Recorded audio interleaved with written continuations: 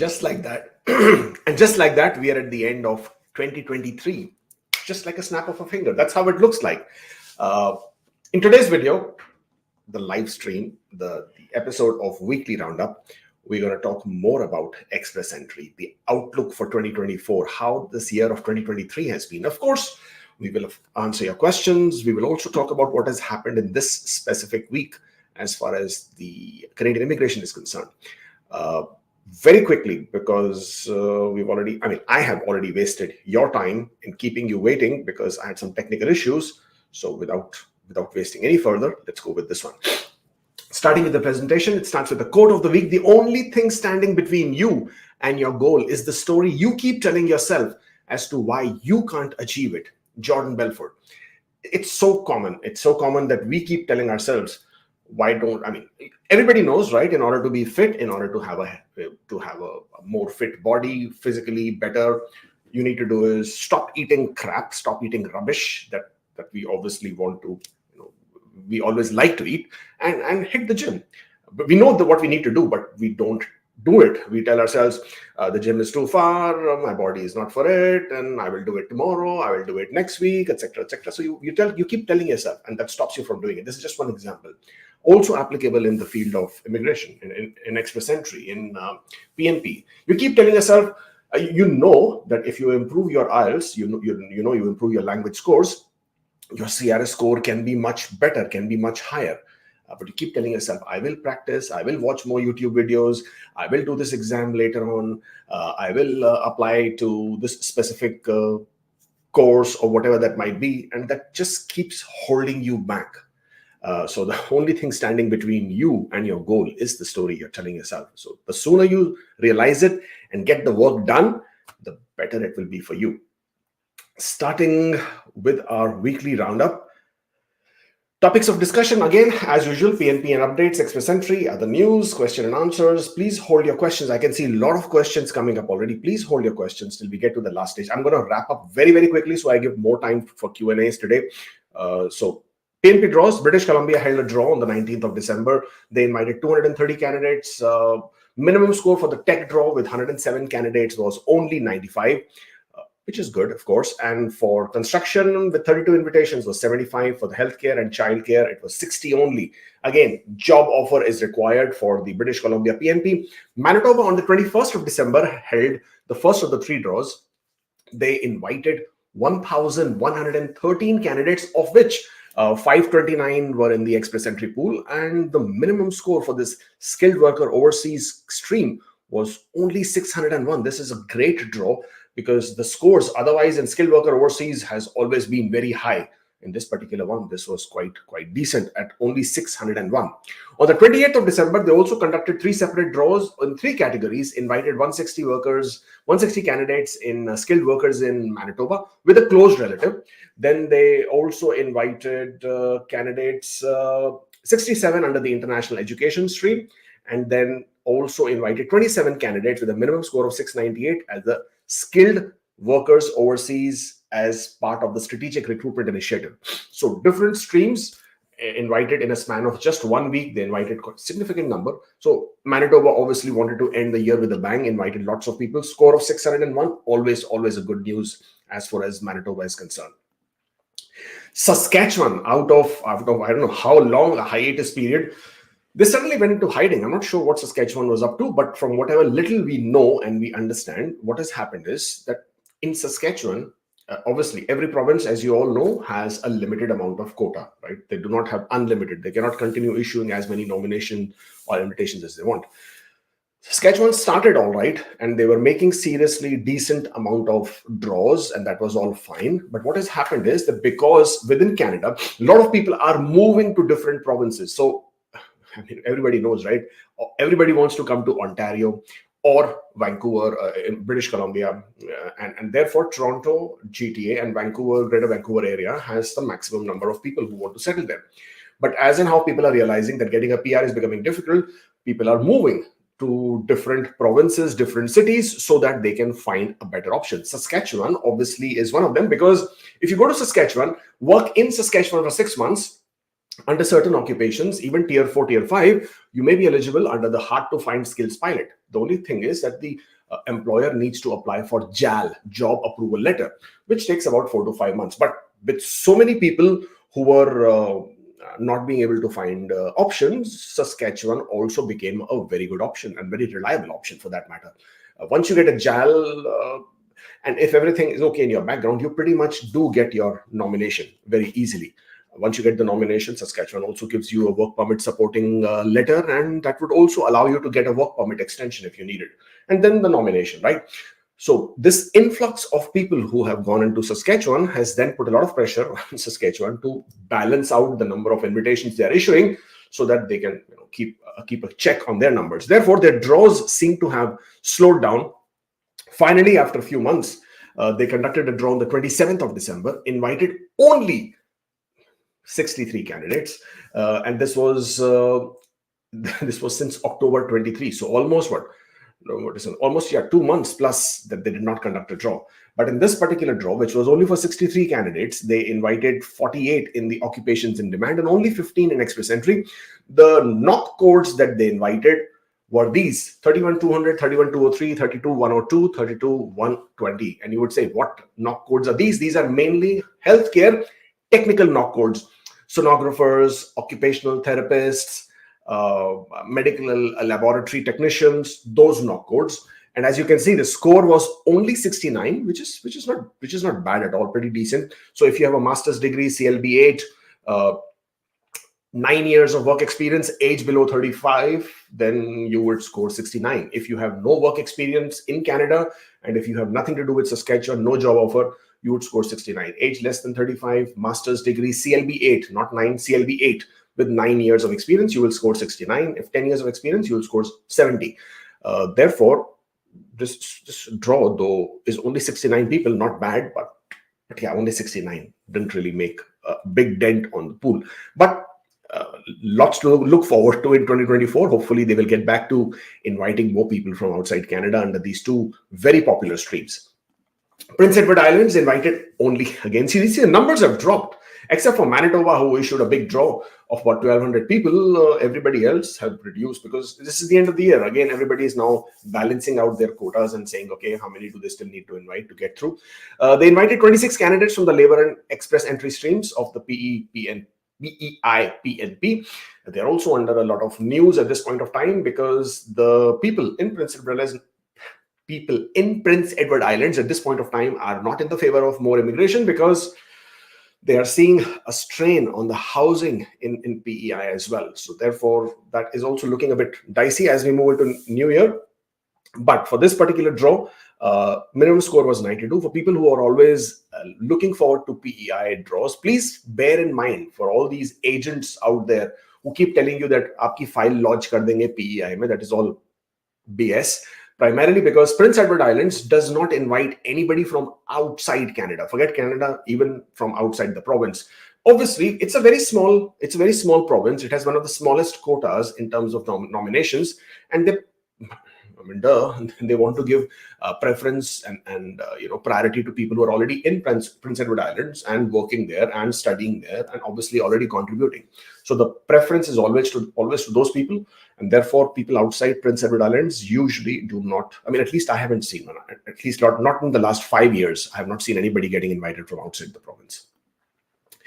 In other news, do we have other news? Yes, of course. Newcomers in Canada are more likely to be in an unaffordable housing situation. Now, you already know that IRCC has raised the requirement for funds that an international student has to show in order to apply for a study permit. This is going to go effective 1st of January. So the amount has gone up to 20,635, up from 10,000. In my opinion, that makes a lot of sense because the living cost in Canada is pretty high at this point of time. Take into account the inflation, the housing crisis. When we keep saying housing crisis, it basically doesn't mean that there are no houses. Of course, there are houses, but it's just that they're very expensive.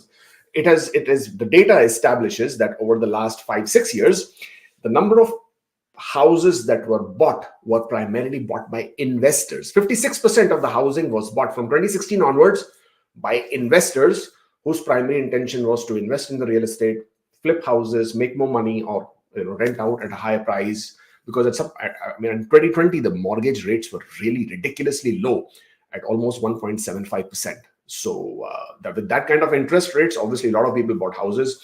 The market went up. The real estate prices were quite high and exorbitantly high, and all of that in combination has created a lot of crunch. Obviously, the developers were not releasing a lot of houses. They were not building as many houses because it was in their incentive and motive to not release too many houses so that they can keep the prices high. So collectively, this has created a huge housing crisis. A lot of that blame, unfortunately, is coming towards the international students, the foreign workers, and the new immigrants, and that has created a negative sentiment across Canada against immigration, against international student. Not true in some cases. I think it is poor planning, poor civic planning, poor forward planning. I mean, what was the government thinking? Every year you announce big, huge targets. Okay, I want to get 500,000 people. I want to get 400,000 people. I want to invite 900,000 international students. I want to give spouses of the international students open work permits. I want to extend postgraduate work permit extensions. I want to give that. And you keep doing all of this without thinking the impact it's going to have on the housing and everything else, the infrastructure, the healthcare, the job market, everything, right? Everything gets impacted. So somewhere government has had a huge problem in being forward thinking, in forward planning, and now this whole mess that has been created, unfortunately, the mantelpiece that has been created out of this, the blame is coming on international students and new immigrants. So if you're coming to Canada as a new immigrant, what you're going to find is that the housing is extremely expensive, and therefore don't only depend on your proof of funds. So the proof of funds is as per the LICO. LICO is low income cutoff. 6 months of proof of funds is what you need to have to manage your living expenses. So if you have that money, you hopefully will be able to take care of your 6 months of expenses. Actually, it's not true. Given the current living conditions, given the current inflation, given the cost of living at this point of time, you probably will need your entire LICO. So you'll need double your proof of funds in order to survive for 6 months. So it's my opinion. But that is anybody who's coming to Canada as an international student, foreign worker, new immigrant. If you're coming to Canada, please have a bigger kitty in your hand in order to manage and survive your first few weeks, months in Canada before you can find a job. And the biggest drain for you is going to be your rents that you will be paying for the housing, which continues to be a big problem. Okay, now the main topic for today's video, today's presentation, today's discussion is express entry outlook. Now, obviously, express entry has been the talk of the town as far as Canadian immigration is concerned for a big part of 2023, right? 2022 was a dead zone for a big part of the year because early in 2022 the draws were not happening. Only in the middle of the year, July onwards, the draws were resumed as far as 2022 is concerned. 2021 was primarily, it was either CEC draws or some PNP draws, CEC draws or some PNP draws. 2020 was primarily okay in the beginning, and then it started dwindling down for the rest of the year. So we had those 3 years, 2020, 2021, 22, and then 23 pretty much resumed, normalized, and then we were hit with the category-based draws. The thing is, a lot of people get shocked, a lot of people get surprised. Oh, what happened? Suddenly the draws went up. Oh, what happened? So many scores, so many people are coming into the pool. Oh, what happened? Why did IRCC bring out these changes in category? Actually, every single time IRCC does what they're doing, there has already been plans and conversations and documentations and discussions before it happens. And that information is usually, if only you search, is available on IRCC website. I'll just give you one small example because I have it here. And this is a document which refers to an immigration system for Canada's future. Let me just make this bigger so you can read this. An immigration system for Canada's future, a plan to get us there. Now, this document has been released in November of this year. And if I just scroll down just to show you the date, long document, I'm not going to waste your time trying to show you a lot of it. 15th November 2023, that was the date it was modified and revised and updated, etc. The link for this document is in the description of the video, so please do not have to worry about that one. You will find it if you are interested in reading it. But what this document tells you, amongst a lot of other things, I'm just going to take it right to the top and then come back slowly, is how Canada wants to, rather, or IRCC or immigration wants to proceed further going forward into the new year and further, and provide you with different services and different things that they will be doing. I'm not going to go into too much of details for this particular plan, maybe on a different day. Only going to talk about what they are thinking in terms of, where did we go with that one?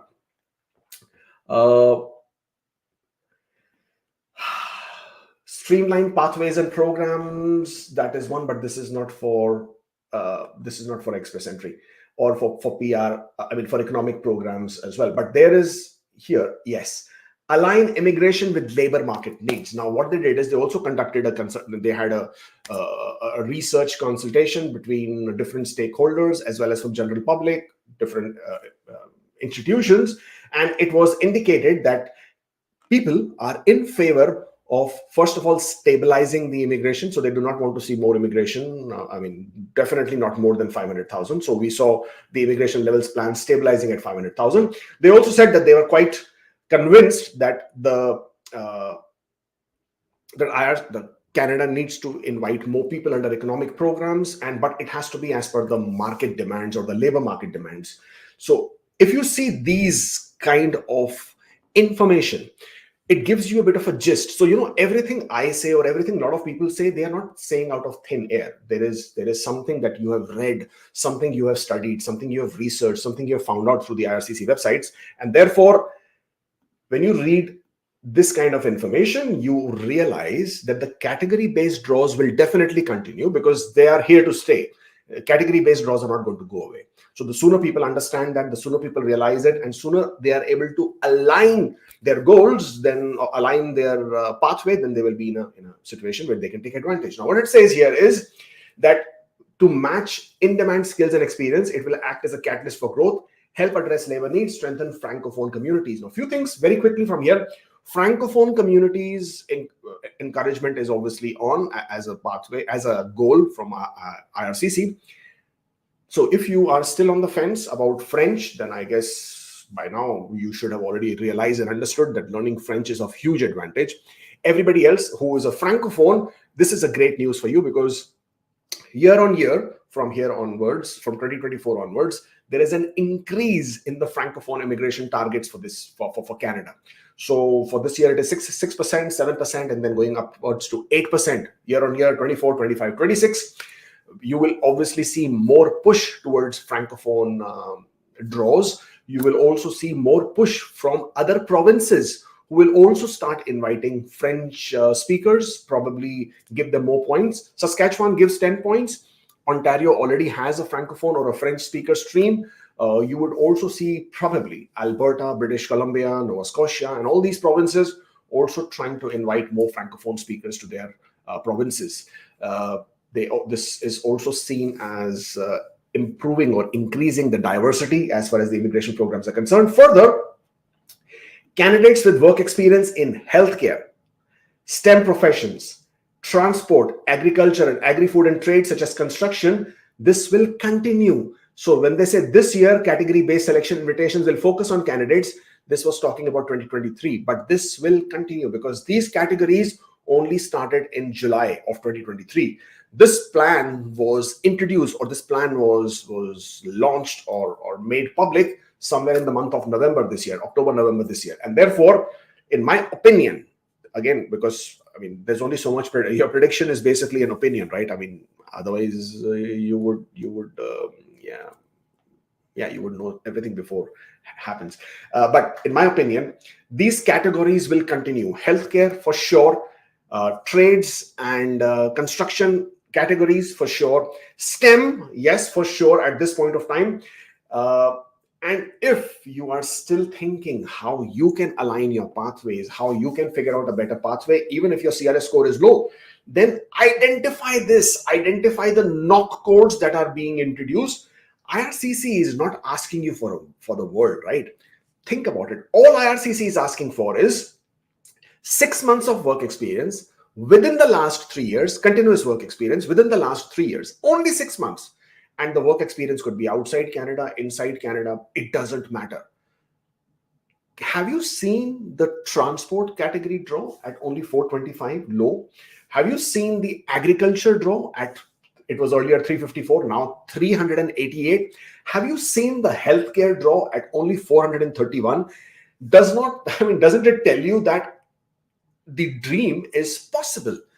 All you need to do is align. The writing is on the wall. Go out, get 6 months of work experience in these NOC codes.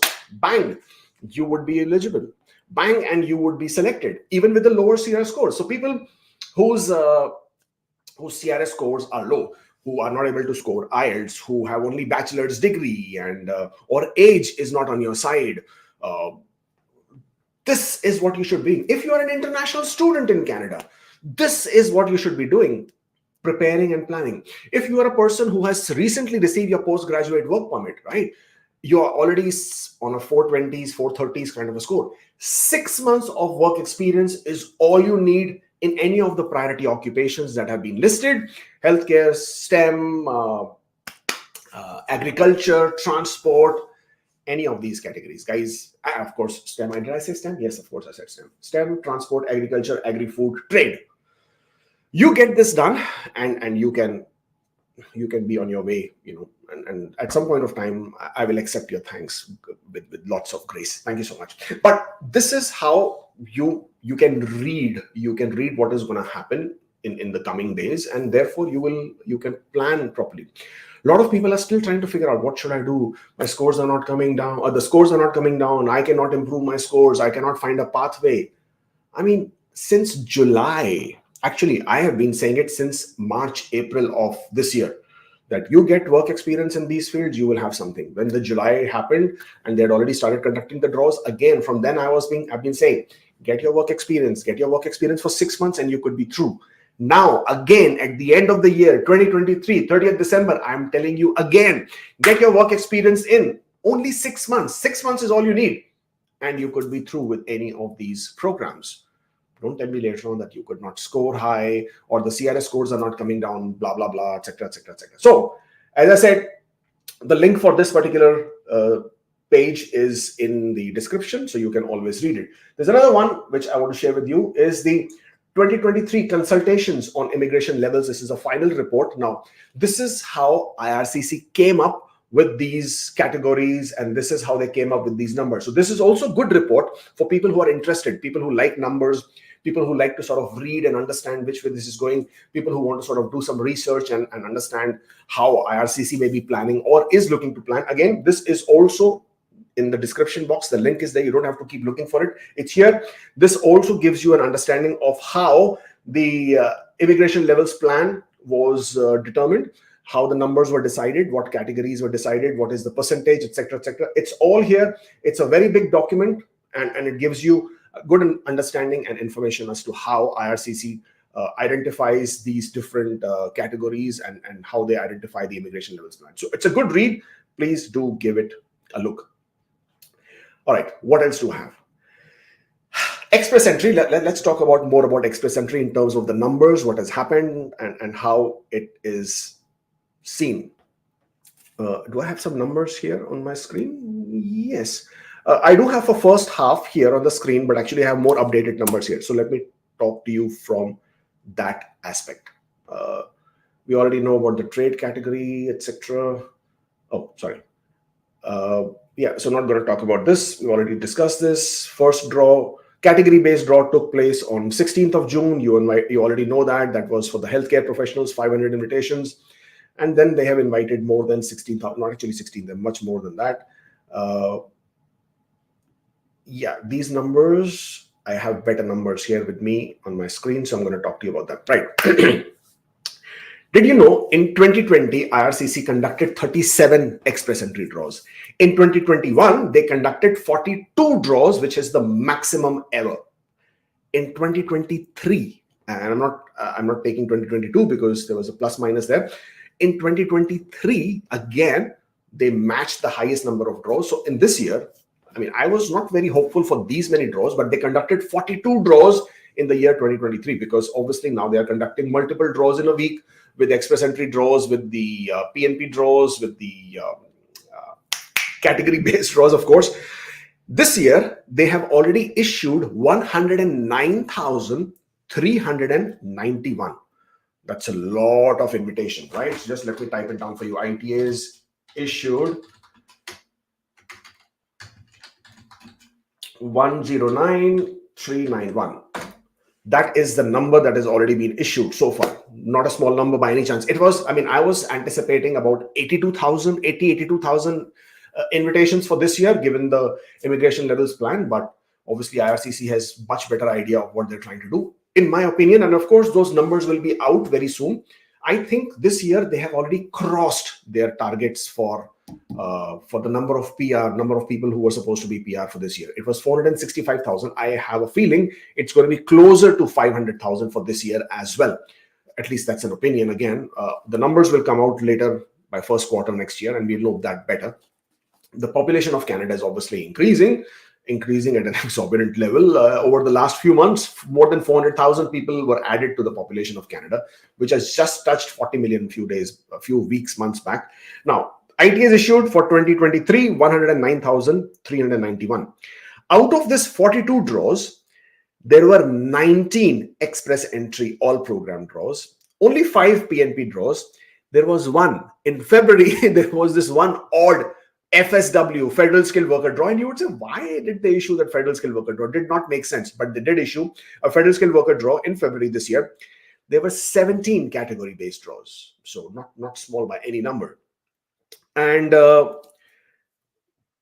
think we missed out on some numbers here. No, there are more than 17. There are 21 category-based draws. Sorry about that. Some numbers here are missing out.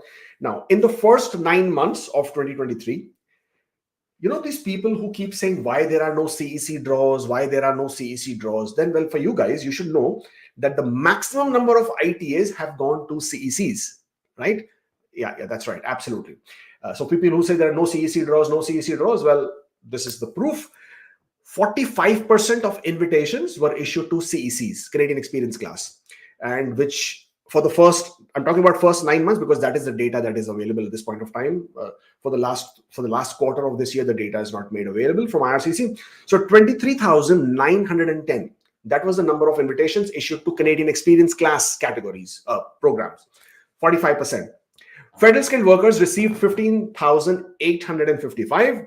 PNPs, when we see the PNP draws, 13,655. There was no Federal Skilled Trade program draw. So PNP is 13,655. Federal Skilled Workers got 15,855. CECs, you guys got 23,910. And yet we are always complaining that they are not holding CEC draws. They're not holding CEC draws, because even if they are conducting all program draws, in most cases it is the CEC who get those invitations, because they are the ones who are able to score better. They are able to score higher. You get points for Canadian education, you get points for Canadian work experience, and in most cases you're also able to get those job offers and hence get the points for job offers. For people who have been complaining about STEM categories not getting enough invitations, for you guys, you have to understand that STEM categories did get the maximum number of invitations yet again this year. So the web developers, the data analysts, the software engineers, and the software developers, these categories got the maximum number of invitations at this point of time. Above 30% of all the invitations had gone to these candidates, to these categories. Other than that, you have food services supervisors, who are primarily CECs, admin assistants, and accounting technicians. These were the other categories who also received large number of invitations in Canada. But this was all from the general draws. When we start talking about category-based draws, again, healthcare professions, French proficiencies, and STEM have been the biggest beneficiaries. So overall, this is what express entry looked like in 2023. Now, 2024, what are we looking at? 2024, exciting year ahead, because we expect 110,000 people to get their PR through the federal high skill categories, right? In addition to that, there will also be the PNPs, which are linked to Express Entry. So you are expecting roughly 20, 25, 30,000 invitations which might go to the PNPs, of course. And in combination of those two, you are looking at roughly, not invitations for PNPs. I meant 30 to 40,000 people will get invited and will become PR. So in total, you are looking at roughly 260 to 270,000 under the economic programs. In the federal high skilled, you are looking at roughly, including the PNPs, which will be linked through the Express Entry, you're looking at roughly 150,000 people who will become permanent. 150,000 people, not ITAs. Please, people always confuse the number of ITAs with the number of people. So we are talking about the number of people who will become permanent residents, and that number will be roughly 150,000 people. 150,000 people would again translate to roughly the same number of invitations that have been issued this year. I'm still on the conservative side. I would say about 90 to 95,000. I'm not sure how they have issued so many invitations, because with so many invitations, few things happen. People who keep declining ITAs, because those also have to be taken into consideration. The more, and we know, right, this year also a lot of people have declined ITA. At least I know of one person who declined a crazy number of ITA, and I cannot get over it ever. Once after I heard him tell me that. Anyways, still, even today, a lot of people decline ITAs without realizing the negative impact it causes so many people who would have otherwise been eligible and would have gotten through. So when IRCC issues so many invitations, they have obviously taken into consideration the number of invitations that have been declined. Of course, a lot of ITAs also get rejected, right, at the R10 stage. And those are also taken into consideration. And then there is a very small percentage of ITAs that get expired. Expired means you have 60 days to submit your application. If you go beyond 60 days, then that ITA expires. You are out of the Express Entry completely. And there's a very small percentage of that as well. So total 109,391 ITAs issued this year, which was taken into consideration all of this. So for next year, in my opinion, the number of invitations will be based on all of this numbers that we're looking at, between 90 to 100,000, because the following year, 2025, the PR targets are therefore stabilizing. For this year, it's 485,000. Hopefully, the number will be closer to 500,000 by the time they conclude the year. So this is the number of people, number of targets, number of quotas. The category-based draws will continue. As I've already told you, the STEM categories, in my opinion, the categories will not change for a big part of the earlier. If there are any changes, they will probably be within the categories itself. So they might remove some NOC codes, they might add some NOC codes. That is a possibility.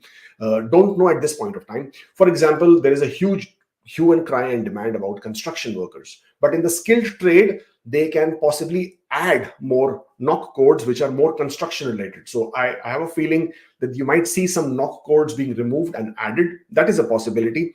But overall, I expect STEM category to not have as much priority in the category based draws, but I expect healthcare, trades, and construction, these two to have higher number of priority. French, of course, francophones will definitely have that priority. So the three more priority occupations will be the trade, the healthcare, and the French. Fourth would be STEM, and then you have the agriculture and transport categories right at the bottom, because of the smaller number of percentage that they expect to bring in people under.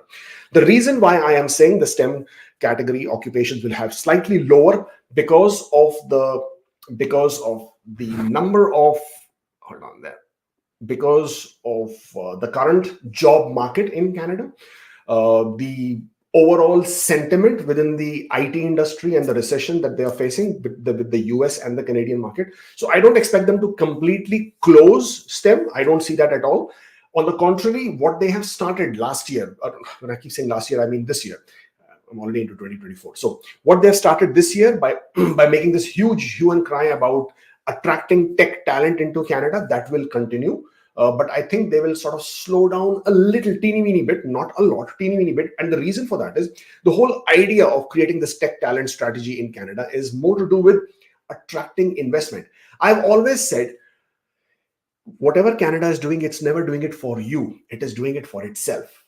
whatever is Canada's benefit, that is what they're going to do. So they definitely are looking to continue inviting tech talent. And the reason for inviting tech talent is not because they are in favor of calling more tech people. It is only because by inviting more tech talent, they are then able to promote Canada to the North American companies who are currently in the US or are looking to set up base in the US, that, hey, Canada has a better pool of tech talent. And therefore, instead of the United States, why don't you come and set up your base in Canada? So this is their way of attracting more investment, more industries, more companies to set up base in Canada, or probably have a satellite office in Canada or an offshore office in Canada, or at least a branch operations in Canada. This is one strategy of sort of, competing with the United States for the talent pool that the US has, and therefore more companies set up their base in the US, especially in the Silicon Valley, etc. And therefore that is the push there. But continuing to expect that there are already lots of companies in Canada. Their people are already getting invited in the STEM categories. And I said this year itself, it is more than 30% as anticipated.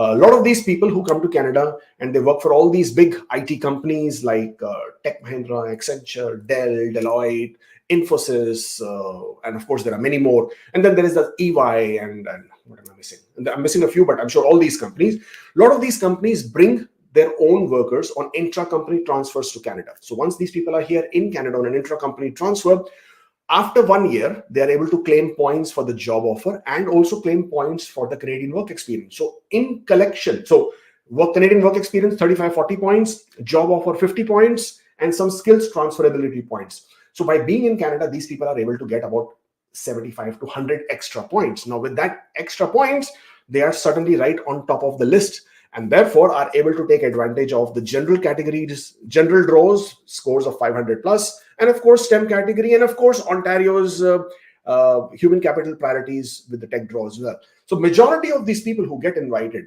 are these people who are already in Canada and have completed 1 year of work experience under the intra-company transfer.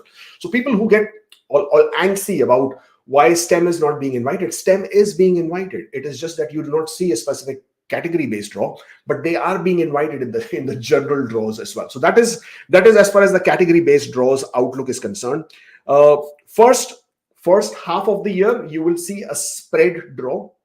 You will see more spread out over different categories. Now that the first 6 months of categories have passed, so July to December this year, 6 months of, or rather the experimentation that they wanted to do of the category-based draws, that has already been done. So now that they have a better hang of what is happening, they had lots of tech issues, they had a lot of IT glitches, you all know that, right? The draw did not happen for 2 months because they were trying to make all these changes in the backend.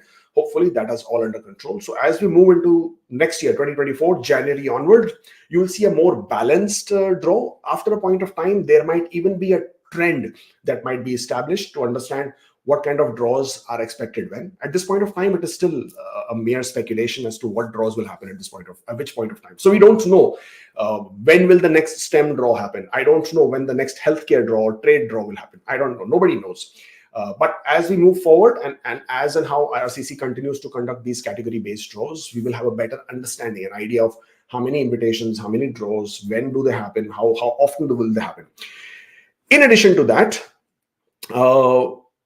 Ontario does their magic with these draws, which I know a lot of you don't like it, but the people who do receive the invitations, they love it, right? So at any given point of time, there is always going to be that segment of people who are very pissed, who are very unhappy, who are very upset with the draws. Why? Because they missed by 1 point or 2 points. But that is always going to happen, no matter what the score is, unless the score is 1. Right, which is never going to happen. So no matter what, for example, the biggest draw of 75 CRS, right, 27,000 people are invited. You know who was upset? The people at 74, people at 73. They were upset. They were angry. Why did we not get invited? So there will always be people who will be disappointed, who will always be upset. So instead of being upset and being disappointed, you should always aim at what can you do to push your scores up, absolutely maximize in all factors. And then if the draws do not happen, or if you are not counted, well, then just wait for the next one. That's the only thing I can say. But because, for example, when STEM category draw happened with Express Entry, and I told you, if you can watch my video, I told you there itself that whenever Ontario will conduct its draw, it will be 1 point less.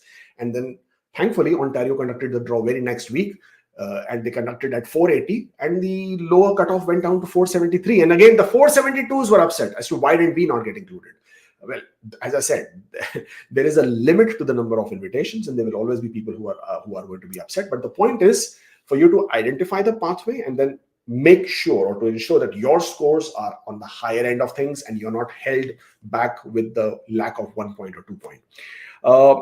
General draws will continue. So let's talk about now the CRS scores and how that is going to be reflecting. The general draws, at this point of time, the last express entry draw, do I have it here? I think I have it here. Yes. Okay. So the last draw, why don't I have it here?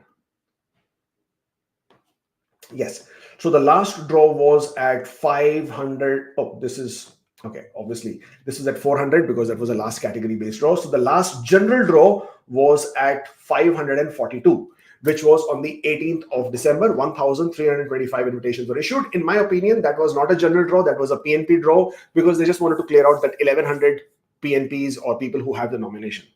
As we move forward, and again, if you see the draws that they held in December, except for this 3,600, which was in October, except for this 4,750, which they conducted as a general draw, and I feel they conducted that large size draw again to clear out the PNPs, not because they wanted to make a large size draw. Because they had not conducted draws for 2 months, there were a lot of PNPs which were stuck in the pool. I think about 4,400 at that point of time. So they invited 4,750. Otherwise, you would have not seen a big draw.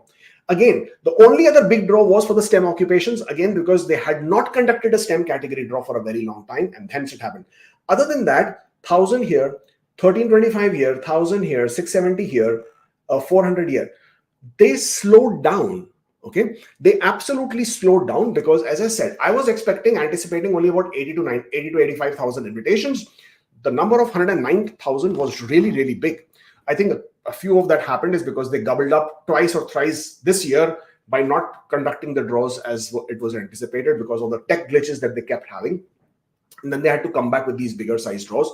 Also, earlier in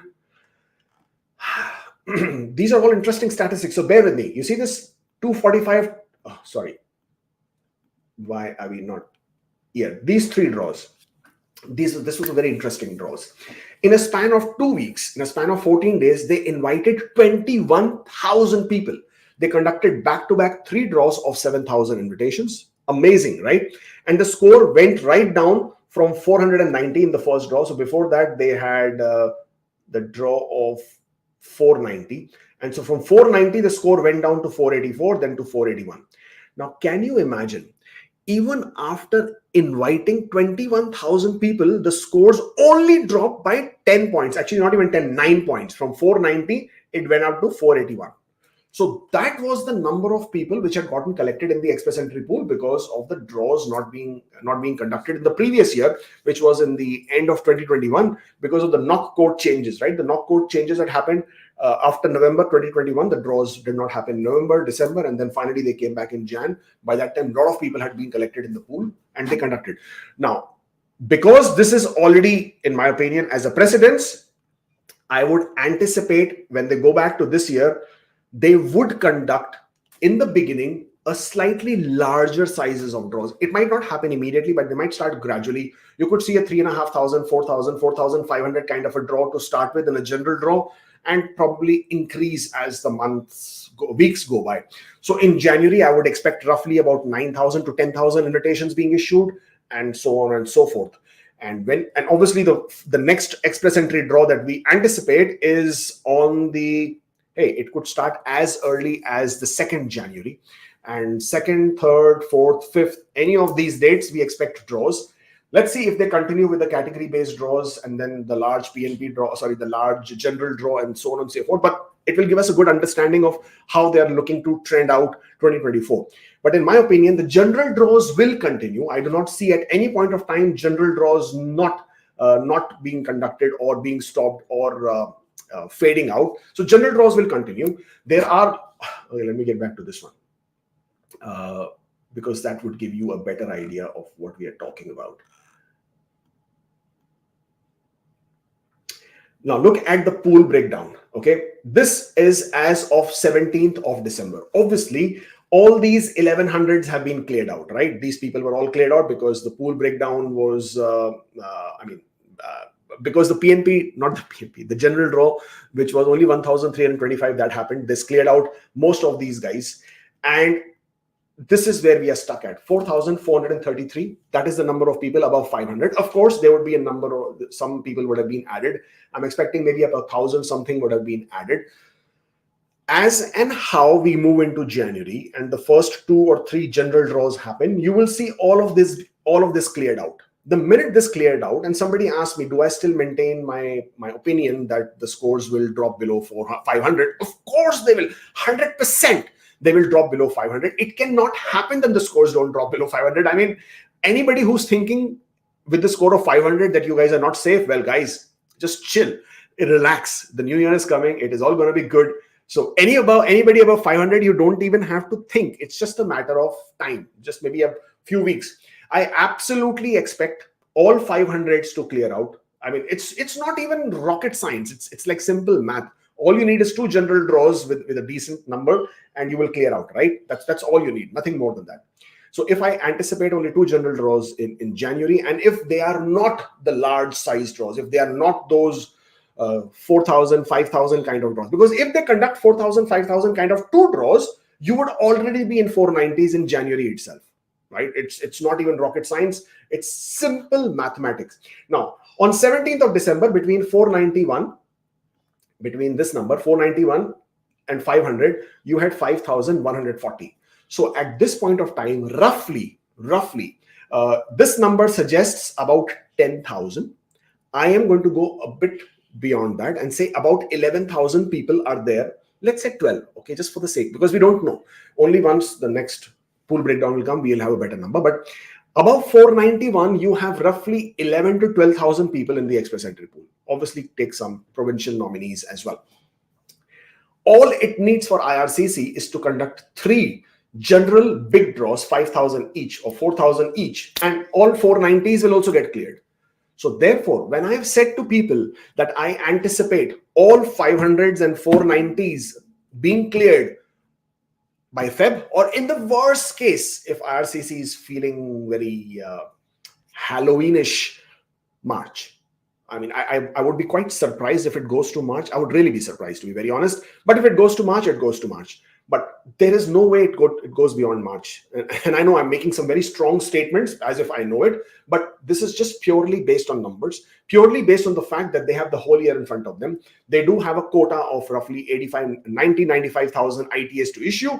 Yes, a portion of them will be for categories, a portion of them will be for general draws, including the PNPs, but they will clear out some generals as well. So 490s definitely getting cleared out. Now, this is where it gets tricky, 481 to 490. So now you will say, so if I'm so sure about 490s plus, why am I not sure about 481s and 490s? The reason for that is every 2 weeks, these numbers also get replenished. These numbers get replenished, right? More people keep coming into these pools. We have seen above 600, you will see roughly 800 to 1,000 people after every 2 weeks. Above 500, you will see roughly 1,000 to 1,500 people every 2 weeks. Above 490, you will see about 400 to 600 people every 2 weeks. So that's roughly 2,500 to 3,000 people getting into the pool above 490 plus every 2 weeks. And that then puts pressure on the 480 to 490 segment as to how many of these get cleared out. So until and unless IRCC conducts this big, magnanimous mega draws of 7,000, 7,000, 7,000, I don't anticipate, to be very honest. I don't expect them to do it again. Earlier, last year, it was, I keep saying last year. This year, it was a different story because there was too much of pressure on the pool. I don't expect them to do it again, 7,000, 7,000, 7,000. I expect more reasonable number of more consistent, I'm hoping and praying, more consistent draws of 4,000-ish, 5,000-ish kind of draws over a period of time, that if they keep conducting anywhere about 9,000 invitations per month, they would pretty much be sitting at about roughly 100,000 invitations for the year, When I'm saying 9,000, I do not mean exact 9,000, because you will tell me, don't you know how much is 12 times 9?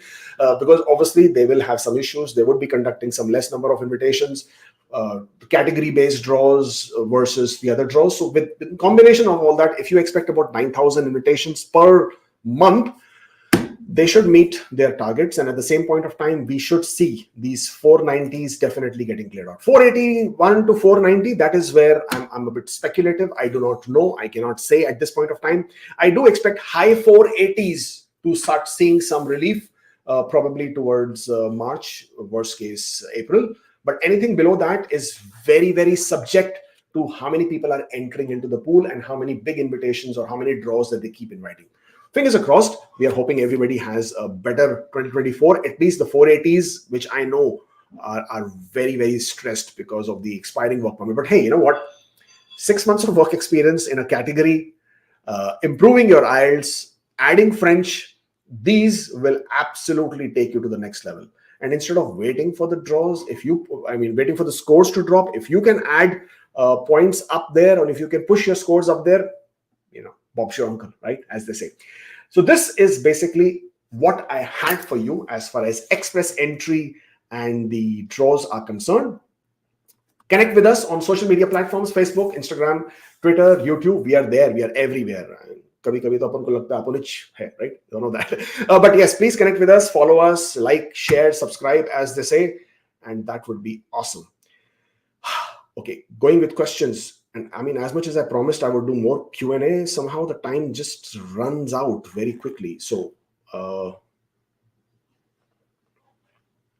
okay, lots of super chats here. So don't go with those first, because yeah, super chats, you feel more obligated to finish those first. Will reference letter of roles for only my primary NOC code to Ontario work? Primary NOC code 16 months as business systems.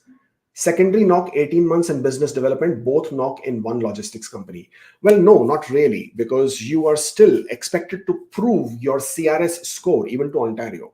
I mean, if you're going to give them documents only for your primary NOC code in which you have only 18 months of work experience, that would mean that you are not able to prove your other work experience for which you have received points, which could create an issue. Therefore, please at least try to provide complete documentation for all work periods for which you're claiming points. My father's name is spelled incorrectly on my BTech degree. Passport has the correct spelling. West ACI is completed. Do I need to submit an LOE or affidavit for this? No, you don't need to. Don't worry too much about this. For your father's name, just mention the correct spelling as per the passport in your family information. You don't need to do anything other than that. You will be fine. Don't worry about it.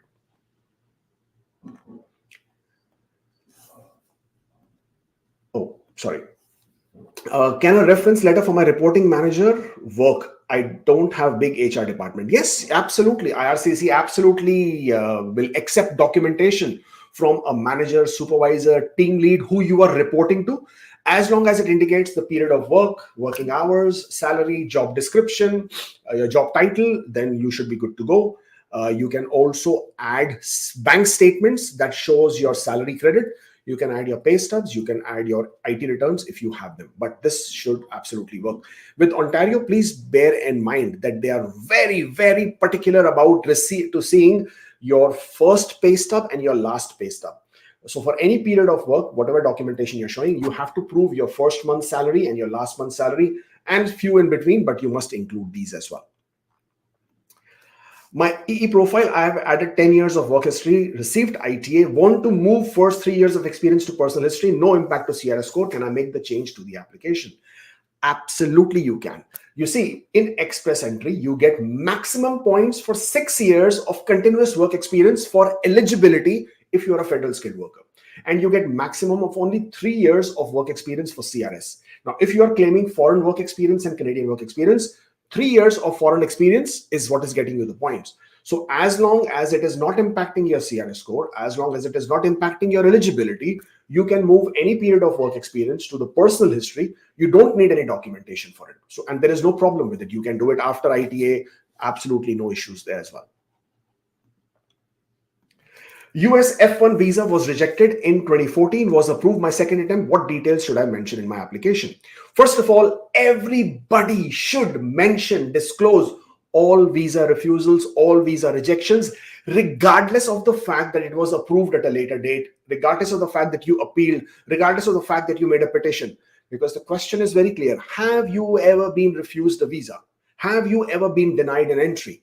You have to disclose the information. If you don't disclose the information, it would be seen as material misrepresentation, which can not only get your application refused, but could also get you a bar of 5 years, right? So you don't want that.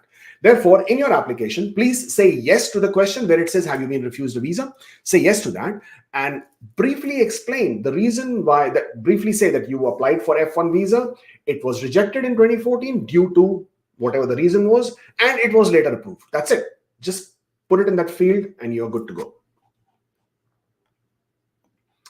What 1 year continuous experience going for paid vacation? I have no idea what you're asking, my friend. Sorry about that. IELTS expired on 4th December. New IELTS result posted on 6th. On 16th, received email stating profile not eligible. Can I create new profile? Yes, you can absolutely create a new profile.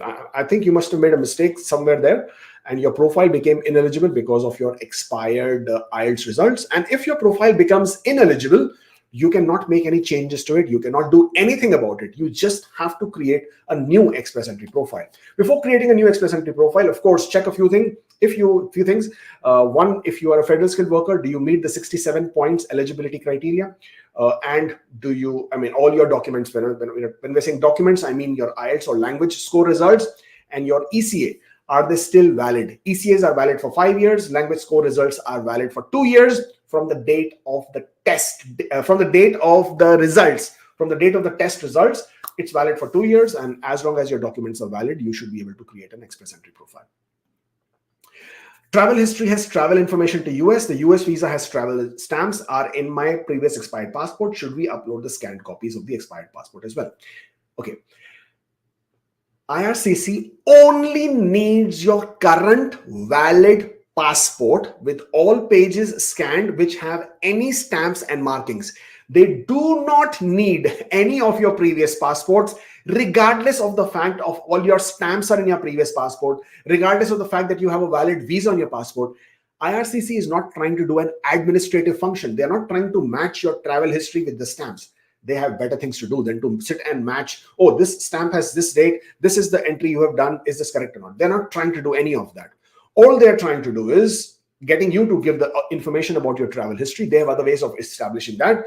They're not interested in figuring out what stamps you have indicated or not indicated. So only your current valid passport, because bear in mind that in a lot of countries, when they extend a passport, when they renew a passport, the country does not give them back the expired or the cancelled passport.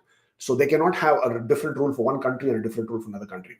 So IRCC only needs your current valid passport with with scans of all pages which has any kind of stamps and markings. Spouse postgraduate work permit ends October 24, mine in June 26. Apply SOWP now. If ITA received in 24, should we apply BOWP? SOWP for my spouse as secondary. Too much confusion there. If you have the option to apply for your spouse's open work permit, just go ahead and apply. Don't wait and worry about bridge open work permit. Keep bridge open work permit only as the last resort, as the final option. If you can apply for anything else before that or for any other application, please apply for because you still haven't received an ITA, and you're hoping to receive the ITA and then thinking of bridge open work permit. Whereas you have an option to apply for open work permit and for spouse open work permit now itself. Just go ahead and apply. Documents submitted in July, medical biometric updated, shows in progress till now. I checked, processing time says 5 months. What to do? Do nothing. Just relax, breathe, yoga, meditation, visit your family, friends. You will get it once it is approved. The processing time is standard processing time is 6 months. Average is anywhere between 4 to 6 months. Each application is different. Each has a different timeline. Obviously, they have been a bit slow in the processing towards the last 2-3 months for different reasons. And if you're really concerned, then order the GCMS note so you can understand what is holding them back. Other than that, there is nothing to be done. Just have patience and wait, and don't compare it with somebody else's timeline and start wondering why did they get it and why didn't you get it. You will also get it. It's just a matter of time. So just have a little bit of patience, let it go through, And if you're really concerned, order GCMS notes. Planning to visit India for medical emergency. Can I work remotely from India? If not, can I work after approval from India? TRV has also expired. So you can definitely travel. If you have already applied for postgraduate work permit extension, it will be approved. Your work experience outside Canada is not Canadian work experience. In order for work experience to be Canadian work experience, it has to be for a Canadian employer, paid in Canadian dollars, with the Canadian tax withholdings, and you to be physically present in Canada. All these conditions need to be complied with. And if you're outside Canada, then that is not Canadian work experience. Can you work after approval? Of course, you can work after approval, but you will need to be in Canada for it to be Canadian work experience. But yes, of course, you can travel. And once you travel and your postgraduate work permit is approved, then you can apply for TRV. My closed work permit expires after AOR. Am I safe from losing 50 points? I will receive new LMIA after AOR. If your closed work permit, which was issued on the basis of LMIA, expires after AOR, then you are safe with your 50 points. You will not lose them. Don't worry. Yes, there are cases where IRCC may ask you to provide a new copy of the LMIA. In that case, by the time you would have received your new LMIA, you can provide it to them. Received COPR with the place of birth as Patiala, Punjab, but on passport it is Patiala, Punjab. Will it be an issue? No, it is not an issue, and there is nothing to sort out. The only reason why you see Punjab instead of Punjab or the last alphabet missing is because of the field size restriction, as in how many alphabets they can fit there. It's not a problem. Don't worry about it. Arjun says, human capital priorities, spouse not accompanying. When changing to spouse accompanying, score reduced to 473. Wish to request ONP for spouse accompanying. This should be done before submitting the application or after getting 600 points. If your scores are not changing, then you can do it while submitting the application to Ontario as well. There is no problem. Spouse non-accompanying, having funds in savings account where spouse is a sole owner. Can I show this money for proof of funds? No, you cannot. If your spouse is not accompanying, then you cannot show the funds in your spouse's account. You can have them transfer it to your account, or it can be a joint account, and then your spouse can give you a no objection letter or a letter of consent. But 100% sole owner, if the spouse is the account holder, then you cannot use them for proof of funds if the spouse is not accompanying. What is the chance of getting BC Tech PNP approved if we file it from Ontario, not residing in BC, however, having BC job offer? As long as your intention is to reside in BC and you can indicate that, and if BC will interview you or your employer, if everything is validated and verified, then you shouldn't have a problem. A lot of people apply from outside BC as well. When I'm saying outside BC, I mean outside Canada. And even they get approved as long as the intent to reside is in BC. I received ITA in December. Do I need to do an upfront medical? Can I use old report that I took in 2019 for a study permit? So in October, there was a public policy which is valid until October of 2024, which states that if you have completed your medicals within the last 5 years, and if you are applying for PR or for temporary residence from inside Canada, then you don't need to do your medicals again. You can use the same medical form that you have. Regardless of where you completed of medicals, regardless of why you did those medicals, you can use those medicals. So you can use those medicals in your application. You can add a cover letter to that if IRCC still needs a new medical, they can ask you for it.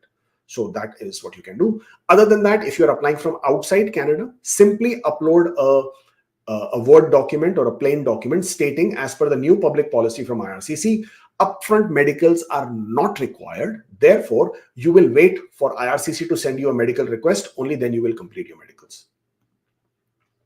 Will declining an ITA have a negative impact on EE profile? I had to decline one earlier. An agent is now asking me for a lot of dollars to remove negative remarks from my profile because of it.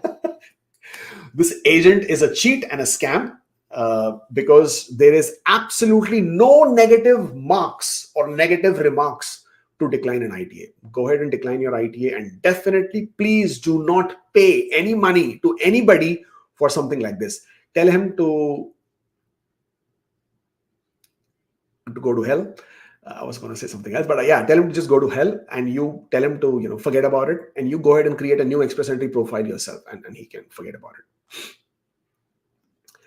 491 general category, 1 year work permit left. Any hope? Well, lots of hope. I already explained how the general draws are looking like, at least in my opinion.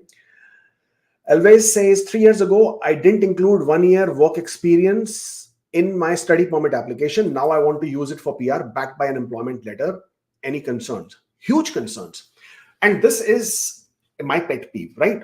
When you submitted your study permit application, a lot of people say my consultant said don't do it, or I did not do it. You did not disclose your work experience because it was convenient for you, because you thought by not disclosing your work experience, you will get a study permit approval. So you actually lied in your application, or your agent lied, or your agent misguided. I do not, it doesn't matter who did it, but you made a misrepresentation in your study permit application. Now it is convenient for you. Now you want to use that because it is in your favor. So you want to use that work experience. So you're asking me any concerns? I have huge concerns. I have seen some applications being refused and being given misrepresentation bar for 5 years. The risk is yours to take. Maybe IRCC will overlook it. Maybe IRCC may not flag it. Maybe IRCC may not check your past record, your past work experience. But if they do, and if they identify that you did not disclose it, and you do not have a good reason for it, then this is going to be a serious problem. So it's your choice. It's your risk to take. The risk is refusal and a 5-year ban. Postgraduate work permit expiring in March, but eligible for 3 additional months extension due to old passport. Apply online or paper given the current process time. You can apply online. Paper applications are being processed faster. I would say apply online. Though IRCC website does say to apply through paper. So, I mean, yeah, apply paper. Absolutely apply paper. Always stick with what they are asking for. And probably apply a few days before the expiry. So you have a maximum period of implied status and then the extension period. Sorry, nothing there.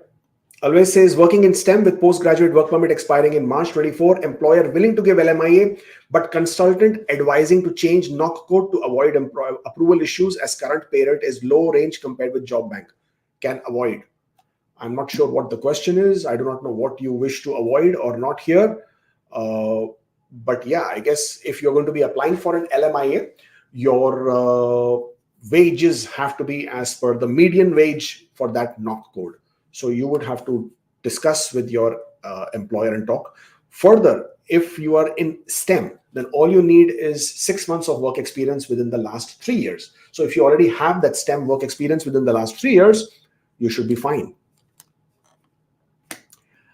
33101 healthcare. What are my chances? I don't know. For that, please check IRCC's website, or for PNP provinces.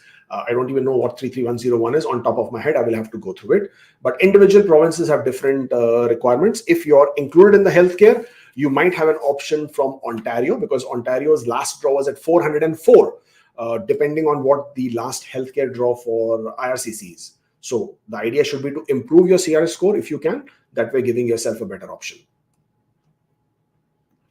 Can I work remotely from India on applied status? If you are in India, you are no longer an applied status. That is the first thing to understand. And can you work? Yes, you can work, but that work experience is not considered as Canadian work experience. Of course, you can work. Once you leave Canada, Canada doesn't care whether you're working, you're not working, what you're doing, what you're not doing. It cannot be counted as Canadian work experience. That's all. Spouse postgraduate work permit expiry October 24. Apply spouse open work permit now or close to October. Apply close to October. Yeah. That's how I would see it. But because your spouse's work permit will also be connected to your study permit or your work permit, depending on what you have, then it doesn't matter when you apply, because the expiry date will still be linked to your work permit or your study permit. Nothing there. Amit Singh says, I'm a web developer with 3 years of experience. My parents are in Canada via the Ontario entrepreneur stream. I'm independent and I've applied for express entry. Max I can go is 481 with better IELTS. Please suggest fastest way. I cannot suggest fastest way because there is no such thing as fastest way or easiest way. You take a look at different PNP programs. You take a look at what you can do to increase your scores. If you are already a web developer, then you should be in the STEM category. So STEM category becomes an automatic option. If you can go to 481, then you should. With 475, Ontario should have already invited you by now. I'm not sure why that did not happen. If you do not have an express entry profile, then make sure you do. And OINP definitely is an option. STEM category is also an option.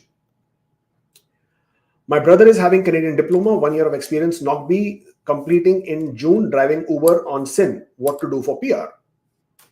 I can't even tell you, answering the question which is so wide and vague. Well, check different provincial nominee programs, check the criteria, check the requirements of what you need to do in terms of work experience, in terms of scoring factor, in terms of having an employer with a job offer. And according to that, you may go ahead and apply. If you are in Ontario, this will not help. Driving an Uber also does not help because that work experience is not considered. You might need an LMIA depending on your IELTS scores. You might need an employer who might support your application for PNP. The idea is to identify which province you are in, check the programs, or probably move to a different province. What ITA category draw CEC is proof of fund needed. If you are a Canadian experience class, which basically means you have 1 year of work experience in Canada within the last 3 years, then you're Canadian experience class. In that case, you do not need to show proof of funds. If the system is asking for proof of funds, simply upload a document which states, I am eligible under Canadian experience class and therefore I am exempt from providing proof of funds. I know I've not answered a lot of questions, and that is always a problem because of the limited time. So please, by all means, after this stream, put your questions in the comments. I will come back and respond to as many questions as possible. Of course, if you want to book an appointment, then this is the link. We can always do a one-on-one consultation and try to understand what your queries and concerns are. Please follow us on Instagram. And of course, please do not forget to subscribe to the channel. Thank you so much for joining in. I wish every one of you out there a very, very, very happy and a prosperous new year. May this new year be much, much, much better and brings with it all the joys and wishes that you have been hoping for and for your family. Wish you guys all the best, and I see you in New Year.